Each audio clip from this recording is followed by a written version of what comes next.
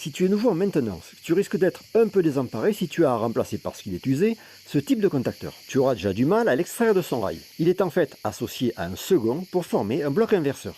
Ils sont d'abord couplés mécaniquement par cette pièce-là, puis verrouillés mécaniquement plus électriquement par cette autre. Cette dernière va bloquer l'enclenchement d'un contacteur si l'autre est déjà actionné. Il le fera de façon mécanique mais aussi électrique. En effet, un des deux contacts à ouverture que l'on voit ici va s'ouvrir empêchant l'alimentation de sa bobine. L'utilité d'un tel bloc inverseur, c'est de faire tourner dans les deux sens un moteur alternatif triphasé. Leurs contacts sont branchés en parallèle, du moins en entrée. L1 avec L1, L2 avec L2, L3 avec L3. Sauf qu'en sortie, on va inverser deux phases selon qu'on actionne un contacteur ou l'autre, en reliant T1 du premier à T3 du second, et de la même façon T3 du premier à T1 du second. Pour T2, ça ne change pas. Ça tu connais, en inversant deux phases, on change le sens du champ tournant et ainsi le sens de rotation. Pour un moteur courant continu, c'est beaucoup plus simple, il suffit d'inverser les deux fils, plus et moins. C'est ce qui est fait dans la petite visseuse qu'on a vu dans la vidéo précédente. Et d'ailleurs, tiens, puisqu'on en parle, l'inversion ne se fait pas au niveau de la carte électronique, qui sert uniquement de BMS. Non, en fait, ça se fait à l'intérieur de l'interrupteur à gâchette. En actionnant de droite à gauche cette plaquette, on fait pivoter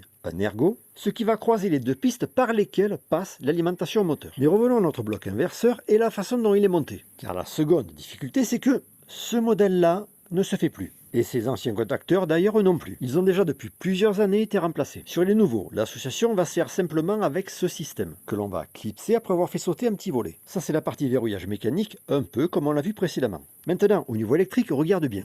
Il y a en plus par rapport aux anciens un contact auxiliaire à ouverture. C'est lui qui va couper l'alimentation de la bobine du second contacteur auquel il est associé. Et pour terminer, voyons si c'était du luxe ou pas de les remplacer.